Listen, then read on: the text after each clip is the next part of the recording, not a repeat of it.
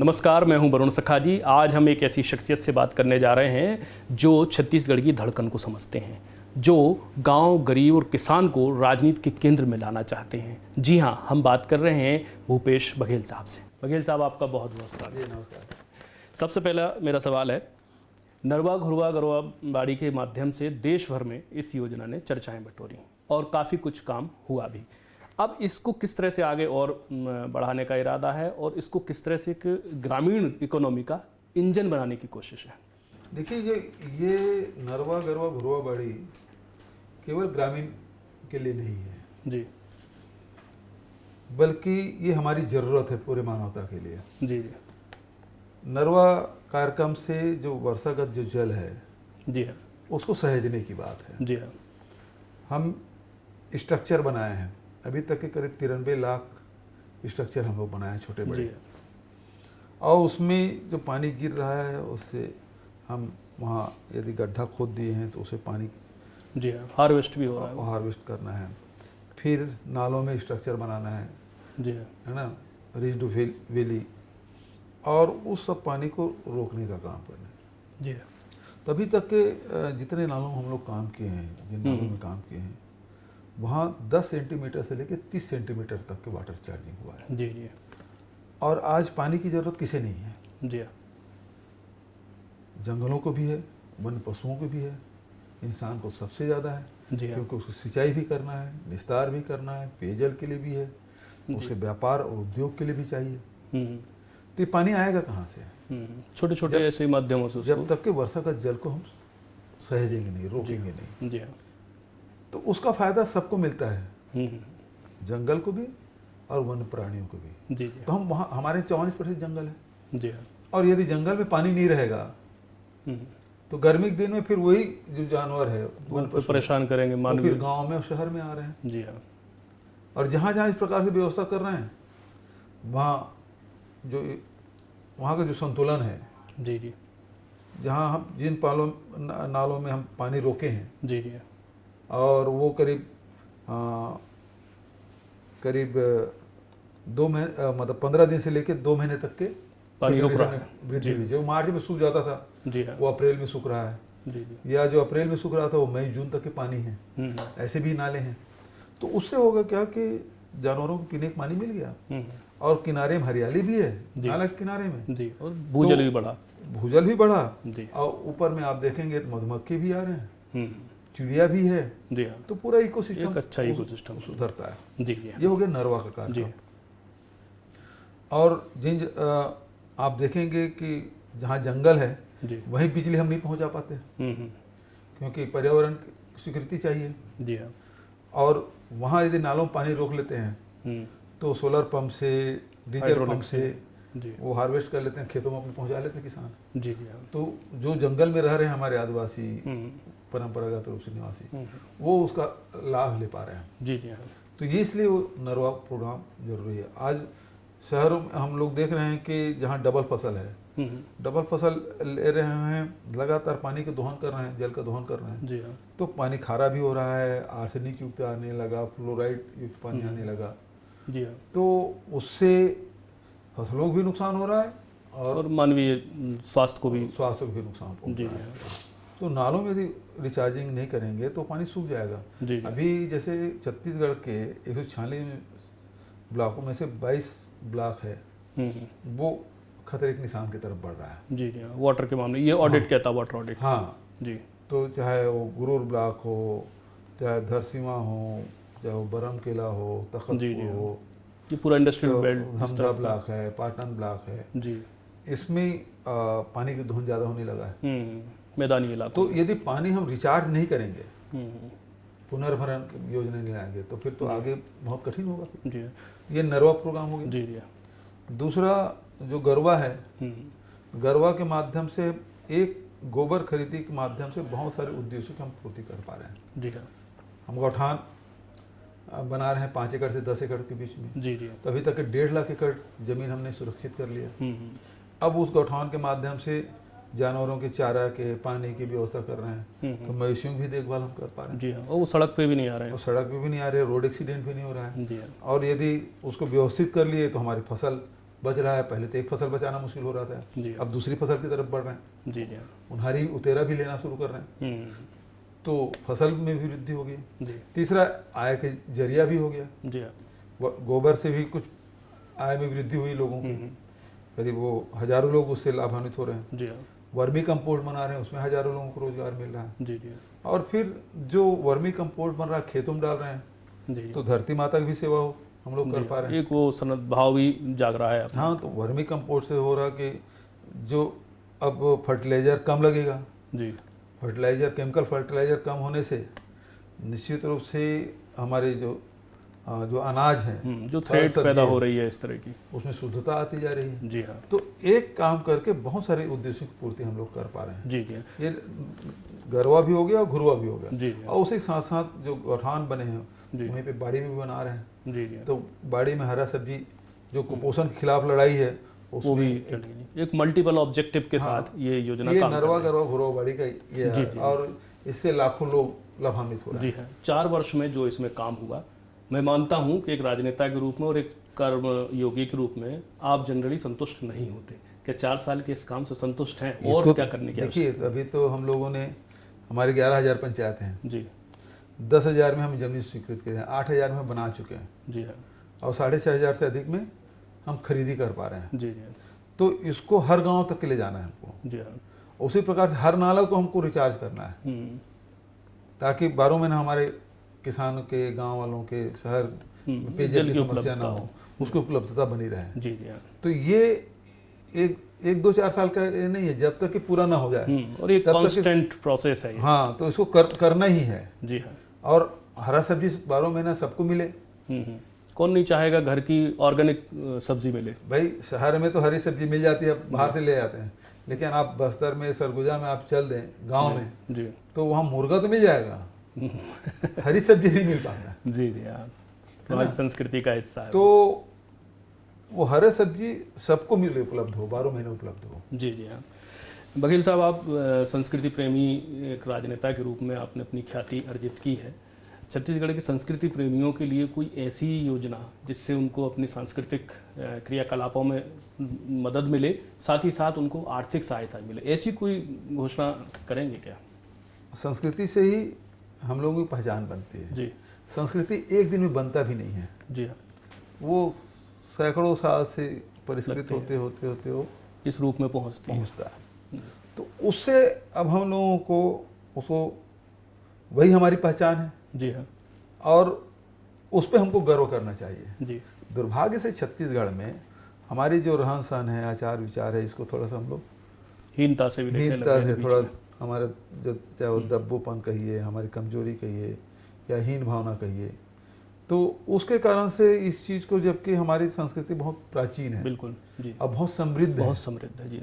और उसको हम लोग थोड़ा सा छत्तीसगढ़ी होने में थोड़ा सा हीन भावना आती जी है। हाँ तो इसमें बहुत सारे जो साहित्यकार हैं, कलाकार हैं, लोग बड़ा काम किए। जी हाँ, इसमें काम तो आपने भी किया सर। आज हर राजनेता लट्टू घुमा रहा है, हर राजनेता गेड़ी चढ़ रहा है जी। तो अब हर के घर में अभी पोरा के दिन में, जी पोरा त्यौहार जब मनाएं तो चुकिया, नंदिया, बैला सब जी हाँ जी हाँ गुम हो गए थे, जी हाँ, अब सबके घरों में दिखने लगा है। फिर से आ गए तो नए रूप उससे देखिए, यदि पहले, अब चाइना से जो दिया आता था वो घर में जलाते थे में। जी दीपावली में, अब हमारे जो कुम्भकार हैं हाँ, वो जो दिया बना रहे हैं, उसको गौठान समिति के द्वारा गोबर से जो दिए बना रहे हैं, जी उसका उपयोग हो रहा है। जी घर घर में अभी नंदिया, बैला, चुकिया, पोरा, ये सब पहुंचा, तो रोजगार भी मिल रहा है उससे। बिल्कुल बिल्कुल, एक संस्कृति और रोजगार एक साथ चल रही हैं।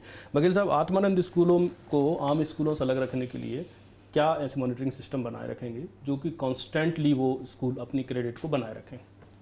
बहुत अच्छा सवाल है, और ये अलग बने रहे, जी और उसके लिए अभी तक के 279 हमने स्कूल खोला है, जी और भी डिमांड है, जी तो और भी बढ़ाएंगे उसको। और सबसे पहली बात है कि उसका जो कैंपस है जी वो बहुत बढ़िया होना चाहिए, इंफ्रास्ट्रक्चर वो भी बढ़िया होना चाहिए, जी साथ ही सारे, चाहे वो फिजिक्स के, केमिस्ट्री के, बायोलॉजी के लैब सब्जेक्ट्स के। हाँ अच्छा होना चाहिए, लाइब्रेरी अच्छा होना चाहिए, प्लेग्राउंड अच्छा होना जी चाहिए, ये सब मिलकर एक कैंपस बनता है, तो उसको वो मेंटेन हमको करने का आवश्यकता है। जी जी दूसरी बात ये है कि उसके एजुकेशन जो स्तर है वो बराबर रहे, तो उसमें कोई समझौता नहीं होना चाहिए। और इसलिए सारे कलेक्टर को उसके अध्यक्षता में सारी जी जी बनाई बॉडी गई है। बनाई है लोकल। और जिस प्रकार से रिपोर्ट कार्ड है जी वो हर महीने बच्चों को जाए, और ट्रेनिंग प्रोग्राम होना चाहिए। जी जी जो टीचर हैं उसको ट्रेनिंग भी कराना चाहिए।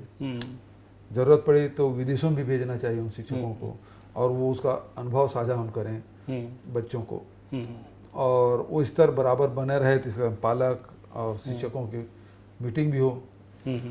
तो ये लगातार हमको करना पड़ेगा, तब वो उसकी ये एक गुणवत्ता। ऐसी प्रक्रिया है जिसको करते ही रहना पड़ेगा, एक कहीं किसी मुकाम पे पहुंचा है इसको छोड़ा नहीं जा सकता। जी। मरवाही उपचुनाव के दौरान आपसे भेंट हुई थी तो आपने कहा था कि एथनॉल पर अगर हमको केंद्र सरकार धान से एथनॉल बनाने की अनुमति दे दे तो सामान्य बाजार में भी हम उसके दाम उस हद तक पहुंचा देंगे जितना कि सरकार खरीदती है, 3,000 रुपये क्विंटल से भी ऊपर हम पहुंचा देंगे। अब तो पॉलिसी भी क्लियर कर दी है और एथनॉल वो भी है, तो एथनॉल में क्या स्टेटस है राज्य अभी का? उसमें क्या है कि हर साल आपको जी परमिशन लेना पड़ेगा। जी जी अभी जो मध्यवर्ती जो मुख्यमंत्री जो सम्मेलन हुआ, जिसमें मुख्यमंत्री परिषद मध्य क्षेत्रीय परिषद की जो बैठक हुई, जिसमें उत्तराखंड, उत्तर प्रदेश, मध्य प्रदेश और छत्तीसगढ़ के 4 मुख्यमंत्री थे, और HM साहब ने उसकी मीटिंग ली थी। जी।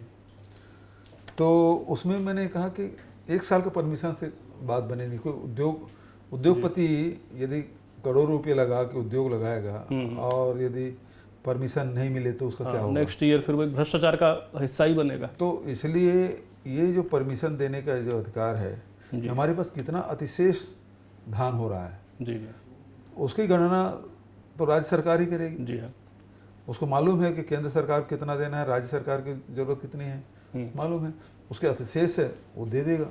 जी हाँ, जैसे कोरोना समय हो ना, red zone, orange zone, green zone, वो स्टेट भारत जैसे सरकार कर रही डिस्ट्रिक्ट को थी। दिया। तो उसको मैंने कहा कि भाई इसको राज्य को दे दो, हमको पता है रायपुर को रेड जोन को बना के रखे हो, जी हाँ, और यहाँ भेजना सूचना सुधार ही नहीं हो रहा। एक हाइपर लेवल पे तो स्टेट एडमिनिस्ट्रेशन तो इसलिए राज्य सरकार को होना चाहिए कि वो दे दे। हमारे पास 24 MOU हुआ है जी जी इथेनॉल बनाने की, जी और हमारी नीति भी रही है कि किसानों को ज़्यादा से ज़्यादा रेट दें। जी जी और इस साल जो एक्सपोर्ट में जो कर रहे हैं उसमें हमने अभी इसमें थोड़ा छूट दिया जी जी, मंडी शुल्क में। इनको तो फैसिलिटेट अभी जो मोटा धान है, गर्मी फसल का धान है, 19 रुपये में बिक रहा है। जी हाँ, पतला धान 2200 और 2400 रुपये तक बिक रहा है जी अभी मंडियों में, जबकि दूसरे राज्यों में 1100-1200 रुपये में मिलता था, मैक्सिमम 1400। हमारे छत्तीसगढ़ में पिछले साल हम लोग बहुत कम रेट में बेचे, और अभी आप मंडियों में चल दीजिए रेट। अगर एथनॉल के जो प्रोजेक्ट्स हैं फंक्शनिंग हो जाते हैं और फुली फंक्शनिंग हो जाती है, तो वो फिर क्या रेट जा सकता है? उसके बाद तो रेट और बढ़ेगा, कॉम्पिटिटिव रेट बढ़ेगा, उसकी जरूरत पड़ेगी, तो सरकार खरीद बंद करेगी क्या फिर? नहीं, ये हमारा समर्थन मूल्य है जी, समर्थन मूल्य तो खरीद ही रहे हैं। जी, यदि ऊपर कीमत में कोई ले जाता है तो उससे बढ़िया बात क्या है? बाजार और मिलेगा, उसको बाजार मिलेगा जी, तो जहाँ सुविधा होगी किसान वहाँ बेचेगा। जी जी हाँ, तकलीफ तो ये है ना कि रेट इतना गिर जाता है कि किसान फिर मजबूर हो जाता है। जी जी हाँ। थोड़े राजनीतिक सवालों की तरफ बढ़ते हैं।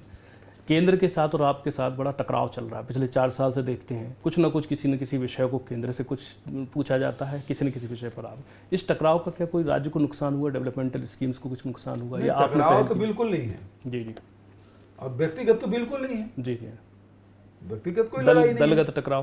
भाई दलगत लड़ाई है वो तो चुनाव समय होता है, जी, जब चुनाव होगा तो लड़ेंगे, चुनाव होता है इसलिए। अमित शाह साहब आपसे मिल रहे थे जब NIA के उद्घाटन में, तो काफ़ी तारीफ कर रहे थे, और बस 4 किलोमीटर बाद जाते हैं और ऑडिटोरियम में जाते हैं, वो कहते हैं कि बदल दो सरकार, नक्सल हम चुटकियों में ख़त्म कर देंगे। वो शासकीय कार्यक्रम था जी, वो उसका पार्टी कार्यक्रम था, जी जी, दोनों में अंतर है। जी जी, लेकिन अब शासकीय कार्यक्रम में, अब शासकीय योजनाओं में बात करेंगे तो यदि मैं छत्तीसगढ़ के सेंट्रल एक्साइज हमको जो नहीं मिल रहा है जी, उसको यदि मैं बोलूँ, जी, हमें जो कोयला का रायल्टी जो 4000 करोड़ से अधिक की राशि वहाँ पड़ा हुआ सेंट्रल गवर्नमेंट के पास, जी, उसके बारे में नहीं बोलूँ। अब GST हमारा जो कंपनसेशन है ये जून 2022 में बंद कर दिया, तो उसकी डिमांड करना, तो ये लड़ाई नहीं है, ये छत्तीसगढ़ के हक की बात जी है। हाँ। और यदि मैं छत्तीसगढ़ का मुख्यमंत्री हूँ तो छत्तीसगढ़ के हितों के बात रखूंगा। रखना, यदि टकराहट है तो टकराहट है, जी जी, मैं अपने देश के, अपने प्रदेश के हितों की बात नहीं करूँगा। पर इस टकराहट में जो प्रधानमंत्री आवास का काम रुका हुआ है, क्या इसको इस टकराहट का नतीजा मानते हैं? इसको टकराहट का नतीजा नहीं मानते। अब देखिए वो लोग, उन लोगों ने थोड़ा सा इसको राजनीतिक रंग देने की कोशिश की जरूर है, जी जी लेकिन हमने बजट में भी रखा जी और अभी 800 करोड़ रुपए रखा हुआ है, जी वो रिलीज होगा। फिर भारत सरकार से भी हमने कहा कि भाई इसको थोड़ा समय बढ़ा दिया जाए। जी जी अभी जिस प्रकार से LWA क्षेत्र में, जी नक्सल प्रभावित क्षेत्र में, वो बोले 8 महीने में सड़क पूरा करना है 2023 तक के। जी जी तो प्रैक्टिकल नहीं है। प्रैक्टिकल नहीं है। टेंडर वर्क ऑर्डर करते करते DPR सारी टेंडर चीज़ों में वर्क समय ऑर्डर लगता करते है। करते समय लगे। जी तो हमने कहा 2023 मार्च के बजाय 2024 मार्च तक कर दिया जाए। जी जी तो वो करेंगे, उन्होंने आश्वासन दिया है इस बात अब उसमें हमने मांग रखी है, अब मांग रखी है, अब इसको बोलेंगे अब टकराहट है। का। जी जी ये तो कम्युनिकेशन है केंद्र और राज्य के बीच में। तो ये अपनी बात रख रहे हैं, जी जी छत्तीसगढ़ के हितों की बात रख रहे हैं, जी जी किसानों के हित की बात रख रहे हैं। मिलेट्स के बारे में भी प्रधानमंत्री से बात हुई कि जब मिलेट्स जी हम लोग खरीद रहे हैं, जबकि भारत सरकार के रेट ही तय नहीं किए। हाँ अभी मध्य क्षेत्र परिषद में भी बात हुई जी जी कि भाई कोदो कुटकी का कोई आपने रेट तय नहीं किया, हमको रेट उसका समर्थन मूल्य घोषित होना चाहिए। जी जी हाँ महत्वपूर्ण है, वो यहाँ का एक महत्वपूर्ण हाँ। उत्पादन है एक कुछ विशेष का। अगला सवाल है, भाजपा में जो चेंज हुआ है, प्रदेश अध्यक्ष बने हैं और 24 तारीख को उन्होंने एक बड़ा प्रदर्शन भी किया जिसमें भीड़ के भी अपने अपने दावे थे, तो इसको कैसे देख रहे हैं? कुछ ऐसा हो रहा है कि थोड़ा आपको 2023 में अच्छी टक्कर मिल सकती है? भारतीय जनता पार्टी ने नेता प्रतिपक्ष भी बदल दिया और पार्टी का अध्यक्ष भी बदल दिया, और प्रदर्शन जो किया वो भारतीय जनता युवा मोर्चा ने किया, जी जी हाँ जी प्रदेश अध्यक्ष के नेतृत्व में नहीं हुआ, जी जी हाँ भारतीय जनता युवा मोर्चा के बैनर पे हुआ। जी हाँ लेकिन सवाल इस बात का है, क्या भारतीय जनता पार्टी कार्यकर्ता ही इस परिवर्तन से संतुष्ट है? जी सबसे बड़ा सवाल ये है। जी आपने जिसे हटाया, जिसको बनाया, जिन लोगों को बनाया, तो क्या उसके पार्टी के नेता और जिस उद्देश्य से आप जिन वर्गों को साधने के लिए बनाए, तो क्या उस वर्ग के लोग उससे संतुष्ट हैं? जी जी आप क्या मानते हैं? सवाल तो इस बात का, मुझे तो लगता है कि वो वर्ग उससे संतुष्ट नहीं है। जी जी भारतीय जनता पार्टी के लोग भी उससे संतुष्ट नहीं है। जी जी हाँ 2023 में बघेल सरकार क्या कौन से ऐसे 5 काम लेकर जाने वाली है जो जी? ऐसे कौन से 5 काम लेकर जाने वाली है किसमें? 2023 के चुनाव में, अच्छा, जिनको लोग एंडोर्स करेंगे कि हाँ साहब बघेल साहब ने ये काम किया? भाई हम तो जो 4 साल में अभी तक के जो काम किए हैं, जी चाहे वो किसानों की ऋण माफ़ी हो, जी चाहे 25 रुपये क्विंटल में धान खरीदी हो, चाहे गरीब परिवार को 35 किलो चावल देने की बात हो, BPL को ही नहीं APL के भी राशन कार्ड हम लोग बनाए हैं, जी बिजली बिल आधा की ये है। योजना है, जी जी लघु उपज हमारी खरीदी है, फॉरेस्ट राइट ट्रैक्टर तो पट्टा देना है, जी जी पैसा कानून तो था, नियम बनाने का काम है, और फिर शहरी क्षेत्र में जो हमारी औद्योगिक नीति है जी जी उससे काफ़ी बल मिला, हमारे व्यापारियों के हित में जो फैसले लिए वो सब मुद्दों को लेके जाएंगे। और स्वास्थ्य और शिक्षा, स्वामी आत्मानंद अंग्रेजी स्कूल की बात है, जी जी हाट बाजार क्लिनिक योजना, शहरी स्वास्थ्य योजना, जी जी ये सब योजनाओं को लेके हम जाएंगे। जो एक हम पूरा क्या- बुके बनाकर लेके हाँ, वो 5 नहीं, बहुत सारे बहुत हैं। सारे हो सकते हैं। 2023 में विधायकों की परफॉर्मेंस को कैसे चेक कर रहे हैं, और क्या कुछ जो टिकट कटौती जैसे जो मीडिया लैंग्वेज होती है, मीडिया के जुमले होते हैं, वो सब पर भी काम होगा? देखिए हम लोग लगातार 2 चीज़ें हैं, एक तो सरकार के परफॉर्मेंस जी और दूसरा क्षेत्र में विधायक के परफॉर्मेंस, जी जी 2 चीज़ पर चुनाव निर्भर करता है। तो दोनों को हम लोग संतुलन समानांतर रूप से काम कर रहे हैं।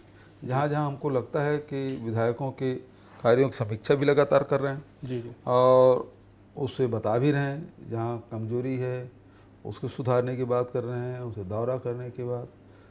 तो लगातार बहुत सारे हमारे साथियों के जो स्थिति में काफ़ी सुधार हुआ है। जी जी अब अंत में जब चुनाव आएगा तो पार्टी असेसमेंट करेगी और हो सकता है कि उसमें से कुछ जो लगे कि नहीं जीत सकता तो ऐसे लोगों को होता है, मतलब नॉर्मली बहुत सारी कटौती भी हो सकती है, कम भी हो सकती है। वो depend आंकड़े की बात नहीं करूँगा, बहुत सब कुछ बदल डालेंगे जी, जी।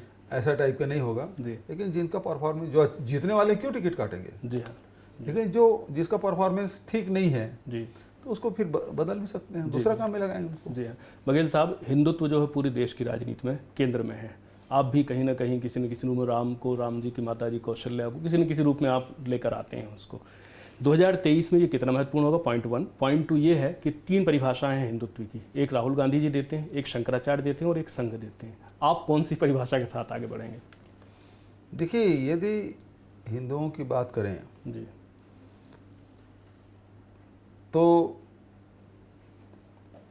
ये जब तक कि विदेशी आक्रमण नहीं हुआ था तब तक ये सब थे भी नहीं। जी यदि हमारे धार्मिक ग्रंथों में देखें, जी वेद में, उपनिषद में, जी फिर गीता में, रामायण में, यदि वाल्मीकि रामायण की बात करें जी हाँ तो उसमें हिंदू शब्द कहीं उल्लेख नहीं है। जी ये तो बाद में जब विदेशी आक्रमण हुआ और उस सिंधु नदी के इस पार वाले को स के जगह ह उपयोग करते हैं, प्रोनाउंसिएशन तो की प्रॉब्लम। वो सिंध की जगह हिंद कहने लगे। जी जैसे आसाम में वो आखाम बोलते हैं, स की जगह ख बोलते खा हैं। बोलते हैं। जी तो अलग अलग जगह उसका अलग उच्चारण होता है।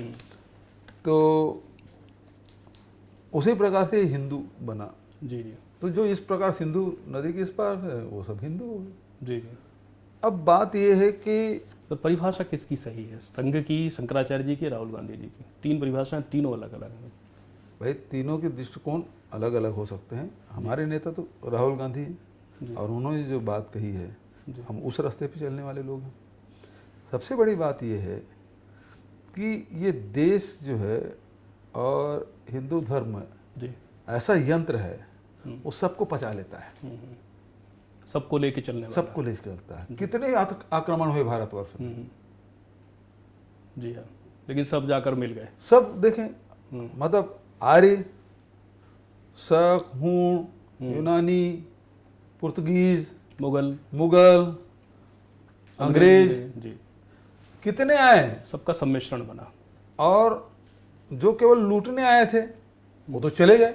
जी जी लेकिन जो ऐसे भी लोग आए, जी देश में जो बड़ी संख्या है ना, आबादी ज़्यादा, आधा हिस्सा से ज़्यादा कर सकते हैं, जी जो आए और यहीं को अपनी मातृभूमि मान लिए, यहीं रच बस गए, वो यहाँ के हो गए। यहाँ के हो गए। जी हाँ।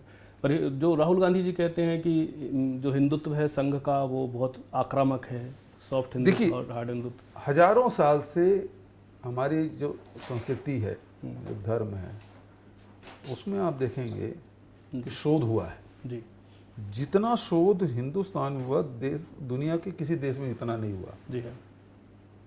आप यदि कर्मकांड की भी बात करें, इतने कर्मकांड हैं, एक प्रकार के कर्मकांड नहीं। जी हाँ, हर 50-100 किलोमीटर पे कुछ ना कुछ बदलता है। अलग अलग कर्मकांड हैं। जी यदि आध्यात्मिक करें, जी तंत्र की बात करें, जी इतनी विधियां हैं। जी जी बुद्ध के अलग, तो शंकराचार्य के अलग, अभी तत्काल में भी आप कर लें जी हाँ।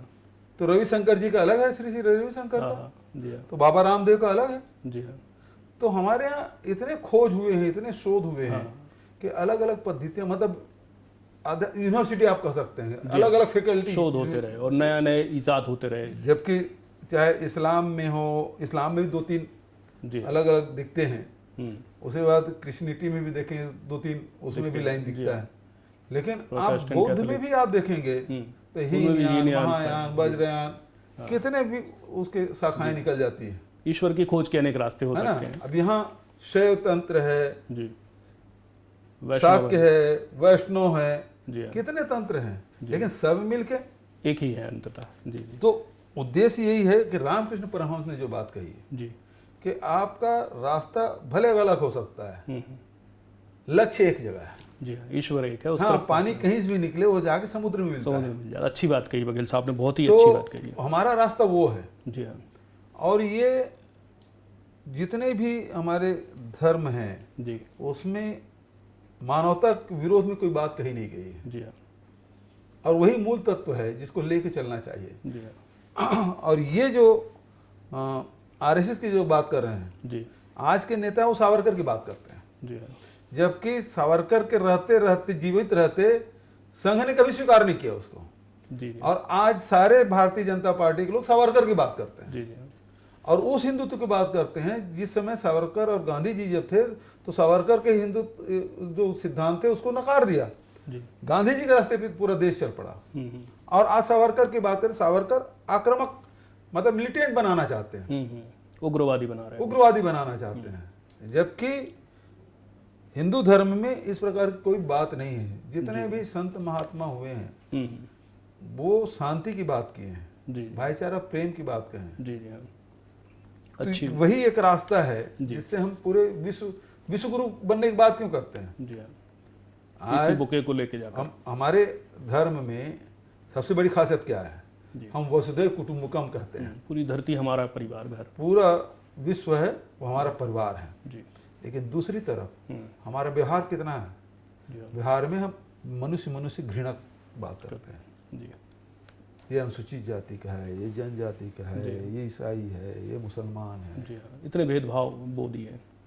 तो हमारा व्यवहार में कितना अंतर है। जी सिद्धांत तो बहुत ऊंचा है जी हाँ, और व्यवहार, इस व्यवहार को, व्यवहार और सिद्धांत व्यवहार गैप को कम करना, गैप को कम करना पड़ेगा। बहुत अच्छी बात आपने कही बघेल साहब। थोड़ा परिवार की तरफ बढ़ते हैं। फैमिली से किसको राजनीति में ला रहे हैं? मेरे यहाँ कोई राजनीति में नहीं है अभी तक। घर परिवार से किसी को कभी इसको देखो, सपोर्ट करते हैं? मेरा ये है शुरू से कि एक माता पिता होने के नाते जी बच्चों से हमने यही कहा, जी मैं और मेरी धर्मपत्नी दोनों मिलकर, जी हमारा उद्देश्य ये है कि आप अपने पैरों पे खड़ा हो जाइए। जी शिक्षा जो ग्रहण करना चाहें, जितनी हमारी क्षमता है उस हिसाब से आप शिक्षा ग्रहण कर लीजिए। तो शिक्षा पूरी हो गई, अब अपने पैरों पे खड़ा हो जाओ जी। उसके बाद अपना रास्ता तय रोजगार धंधा जो भी करना है जी, है ना। हमारे पैतृक खेत तो धंधा खेती है, जी तो लड़के हमने कहा कि खेती सीख जाओ, जी है ना। लड़कियां हैं जी वो अपने अपने काम में लगी हुई हैं, जी। कोई जॉब कर रही है, कोई गृहिणी है। कोई अगर राजनीति में आना चाहेगा तो आप अब वो सपोर्ट करेंगे? चूंकि बालिग हो गए हैं, जी, है ना, वो जो रास्ता चयन कर ले। अगर वो राजनीति में आने का निर्णय करते हैं, मैं आप सपोर्ट रोकूंगा करेंगे? किसी को नहीं, न लाऊंगा नहीं किसी को, सपोर्ट करेंगे? नहीं मैं लाऊंगा भी नहीं अच्छा जी, और रोकूंगा भी नहीं। जी जी। जीवन में ऐसे कौन से पल थे जब आप बहुत भावुक हुए हो? ये कठिन बहुत सवाल है हृदय के भाई। करीब भावुक है। होने के बहुत कारण हो जाते हैं, बहुत ऐसे अवसर आते हैं जिसमें भावुक हो जाते हैं हम लोग। जी जी हाँ।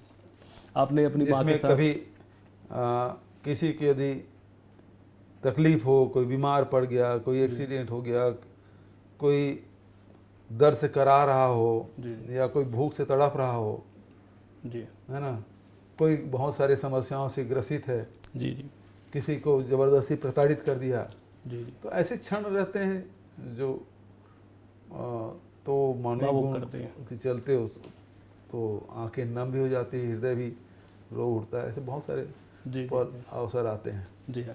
सबसे प्रसन्नता का समय कौन सा होता है?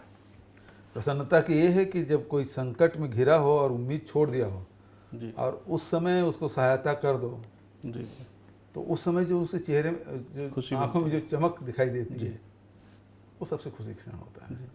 राजनीति को क्या मानते हैं? सेवा का माध्यम, धन साधन या रुतबा साधन?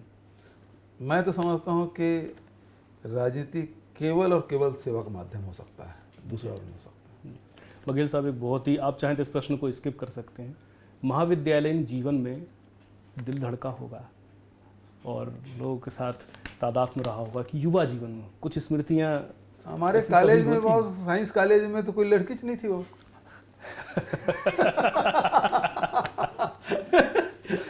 कोविड में पढ़ने का मौका नहीं मिला।